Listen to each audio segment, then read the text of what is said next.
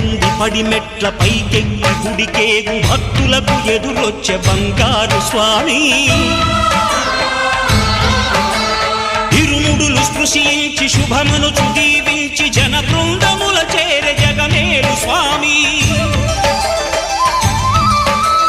తన భక్తులొనరిల్చు తప్పులకు తడబడి ఒక పక్క ఒరిగెన ఓంకారమూర్తి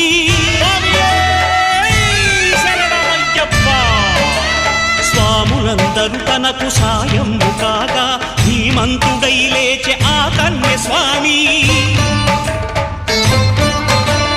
పట్టబంధము వీడి భక్తతతికై